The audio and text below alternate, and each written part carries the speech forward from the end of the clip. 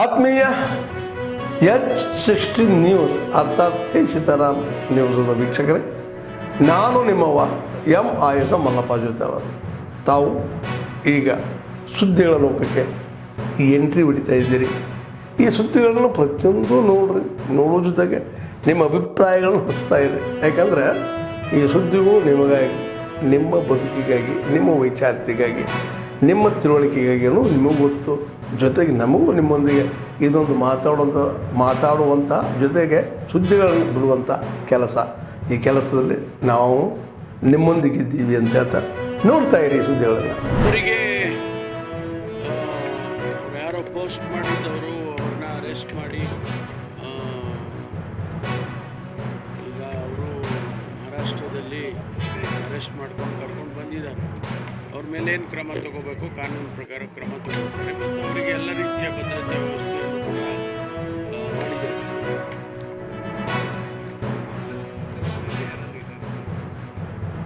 ಅದನ್ನು ವಿಚಾರ ಮಾಡಬೇಕು. ಯಾರಾದರೂ ಇದ್ದಾರಾ ಇನ್ನೊಂದಿಗೆ ಏನಾರು ಅರೆಸ್ಟ್ ಮಾಡಿದಾರಲ್ಲ, ಅವ್ರನ್ನ ತನಿಖೆ ಮಾಡ್ತಿದ್ದಾರೆ. ಒಂದು ವೇಳೆ ಯಾರಾದರೂ ಇದ್ದರೆ ಗೊತ್ತಾಗುತ್ತೆ. ಅಲ್ಲ, ಅವ್ರಿಗೆ ಈಗಾಗಲೇ ಕೊಟ್ಟಿದ್ದಾರೆ. ಭದ್ರತೆ ವಿಚಾರದಲ್ಲಿ ಏನು ತೊಂದರೆ ಇಲ್ಲ, ಅವ್ರಿಗಾಗಲೇ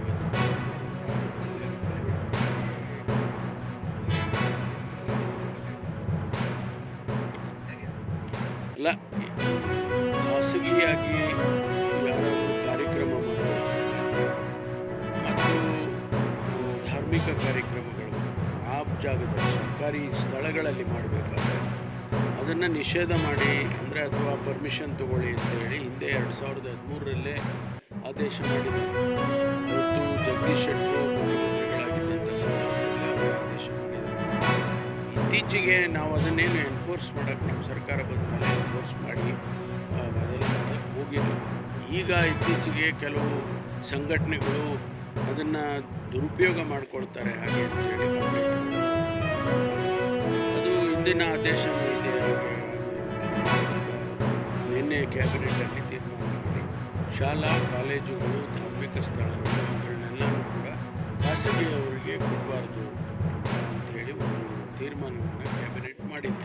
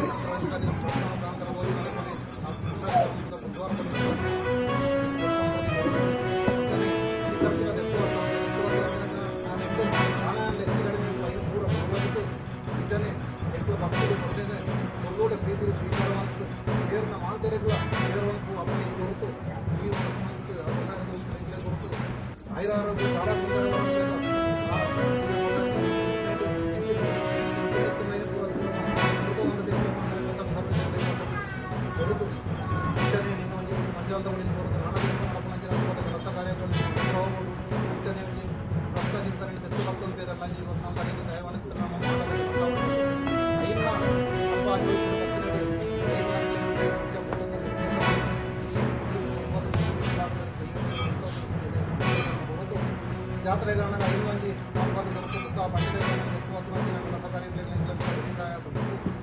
ಮುಖ್ಯ ಪ್ರಧಾನಿಯಾದ ಸಮಸ್ತ ರಕ್ಷಣೆ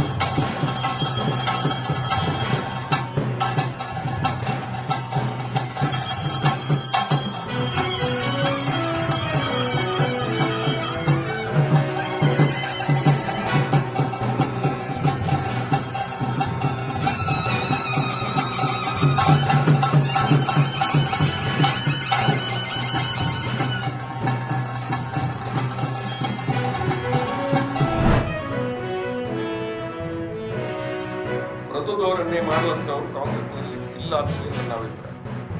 ಯಾರು ಇದ್ರೆ ಅವರಿಗೆ ನಾವು ಅವರು ಪ್ರಶ್ನೆ ಕೇಳಿ ಉತ್ತರ ಹೇಳಿ.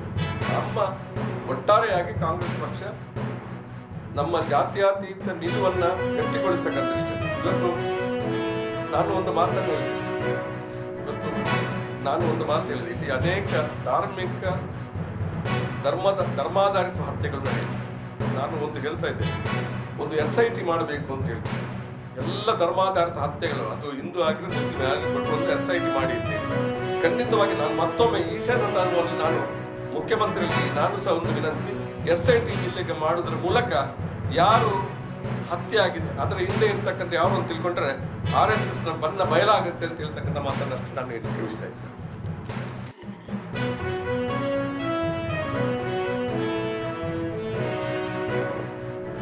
ಮತ ಗಳಿಕೆಗೆ ಕಾಂಗ್ರೆಸ್ ಪಕ್ಷ ಯಾವತ್ತು ಅದು ಬಿಜೆಪಿ ಅವರ ಎಲ್ಲ ಕಾರ್ಯಕ್ರಮ ಮತ ಗಳಿಕೆಯ ಕಾರ್ಯಕ್ರಮ ಯಾವುದಲ್ಲ. ಪ್ರತಿಯೊಂದು ವಿಷಯಗಳಿಗೂ ಬಿಜೆಪಿಯ ಏನು ಕಾರ್ಯಕ್ರಮ ಇದೆ ಅದು ಚುನಾವಣೆ ದೃಷ್ಟಿ. ಇವತ್ತು ಬಿಹಾರದಲ್ಲಿ 10,000 ಕೊಡ್ತಾರೆ, ಲೇವಡಿ ಮಾಡ್ತೇವೆ ಅಂತ ಹೇಳಿದಂತ ಮೋದಿ ಅವರು 10,000 ರೂಪಾಯಿ ಕೊಡ್ತಾರೆ ಒಂದು ಹೆಣ್ಮಕ್ಳಿಗೆ. ಅದು ಯಾಕಾಗಿ? ಉದ್ದೇಶ ಒಂದು ಎಲೆಕ್ಷನ್ಗೆ, ಓಟಿಗೆ. ಅವರು ಯಾವ ರಾಜ್ಯದಲ್ಲಿ ಓಟ್ ಆಗುತ್ತೆ ಆ ರಾಜ್ಯಕ್ಕೆ ಹೋಗ್ತಾರೆ, ಅಲ್ಲಿ ಓಟಿನ ಬೇಟೆಯನ್ನ ಮಾಡ್ತಾರೆ, ಓಟು ಗಿಟ್ಟಿಸ್ಕೊಳ್ತಾರೆ, ಇನ್ನೊಂದು ರಾಜ್ಯಕ್ಕೆ ಹೋಗ್ತಾರೆ. ಅವರ ಪಕ್ಷದ ಒಂದು ಸಿದ್ಧಾಂತವೇ ಚುನಾವಣೆ ಗೆಲ್ಲುವುದು. ಆ ಚುನಾವಣೆ ಗೆಲ್ಲಕ್ಕೆ ಏನೆಲ್ಲ ಮಾಡ್ಬೇಕು ಅದನ್ನೆಲ್ಲ ಮಾಡ್ತಾರೆ ಅವರು. ನೋಡಿ, ನಾನು ಹೇಳ್ತೇನೆ, ಧರ್ಮದ ದೇವರ ದೇಶ ಪ್ರೇಮದ ಹೆಸರಲ್ಲಿ ಮಾತಾಡ್ತಾರೆ. ದೇವರು ಧರ್ಮ ದೇಶ ಪ್ರೇಮ ಅದು ಬರೀ ನಾಟಕ. ಅವರ ಮನಸ್ಸಲ್ಲಿ ಖಂಡಿತ ಅದಲ್ಲ. ಅವರಿಗೆ ಏನು ಲಾಭ ಆಗ್ತದೆ? ಇವತ್ತು ತಾಲಿಬಾನ್ ಬಗ್ಗೆ ಮಾತಾಡ್ತಾರೆ. ತಾಲಿಬಾನ್ ಮಂತ್ರಿಗಳನ್ನು ತಂದು ಬಹುಶಃ ಅವರಿಗೆ ಭಾರಿ ರೀತಿಯ ಸನ್ಮಾನ ಮಾಡಿದ್ರು. ಬಹುಶಃ ಇದು ಯಾಕೆ ಮಾಡ್ತಾರೆ? ಅವರು ಓಟಿಗಾಗಿ ಅವರು ಮಾಡ್ತಾರೆ. ಕಾಂಗ್ರೆಸ್ ನೀವು ಹೇಳಿ ಉದಾಹರಣೆ, ಕಾಂಗ್ರೆಸ್ ಓಟಿಗಾಗಿ ಮಾಡುವ ಕಾರ್ಯಕ್ರಮ ಯಾವುದಿಲ್ಲ. ಇಷ್ಟೆಲ್ಲ ಈ ಜಿಲ್ಲೆಯಲ್ಲಿ ಆದಂತ ಘರ್ಷಣೆಗಳು, ಈ ಮತೀಯ ಸಾಮರ್ಥ್ಯ ತೊಡಕಾಗ್ತಕ್ಕಂಥದ್ದು. ಇವತ್ತು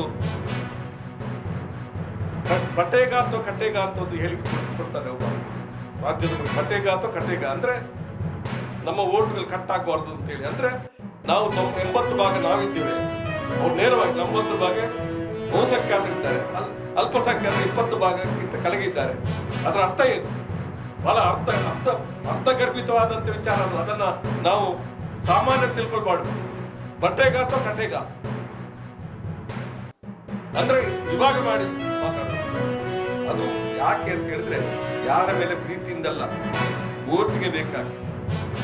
ಇವತ್ತು ಲೇವಡಿ ಮಾಡ್ತೇವೆ ಅಂತ ಹೇಳ್ತಾರೆ, ಲೇವಡಿ ಮಾಡ್ತಾರಲ್ಲ, ಅದು ಯಾಕೆ? ಅದು ಸಹ ಓಟಿಗಾಗಿ. ಬಿಜೆಪಿಯವರ ಕೆಲಸನೇ ಓಟಿಗಾಗಿ. ಜನರನ್ನ ವಿಷಬೀಜ ಬಿತ್ತಿ ವಿಭಜಿಸ್ತಕ್ಕಂಥ ಕೆಲಸವನ್ನು ಮಾಡೋದು ಕೂಡ ಓಟಿಗಾಗಿ. ಈ ಮನುಷ್ಯರ ಮಧ್ಯೆ ಜಗಳ ಹುಟ್ಟಿಸ್ತಕ್ಕಂಥ ಕೆಲಸವನ್ನು ಮಾಡೋದು ಅದು ಓಟಿಗಾಗಿ. ಹಿಂದೂ ಮುಸ್ಲಿಂ ಗಲಾಟೆ ಮಾಡತಕ್ಕಂಥ ಓಟಿಗಾಗಿ. ಇಂಡಿಯಾ ಪಾಕಿಸ್ತಾನ ವಿಷಯವನ್ನು ಎತ್ತತಕ್ಕಂಥ ಓಟಿಗಾಗಿ. ಕಾಂಗ್ರೆಸ್ ಪಕ್ಷ ಆಗಲ್ಲ. ನಾವು ಹಿಂಸೆ ಮಾಡಬಾರ್ದು, ನಮಗೆ ಸಾಮರಸ್ಯ ಬೇಕು, ನಾವೆಲ್ಲರೂ ಎಲ್ಲ ಮನುಷ್ಯರು ಭಾವಕೇಂದ್ರವಾಗಿ ಬದುಕಬೇಕು, ಸೌಹಾರ್ದತೆ ಉಳಿಬೇಕು ಅಂತ ಹೇಳ್ತಕ್ಕಂಥ ಮಾತನ್ನು ಯಾವ ಗಲಾಟೆ ಮಾಡಬೇಕು ಅಂತ ನಾವು ಯಾವತ್ತೂ ಹೇಳುದು.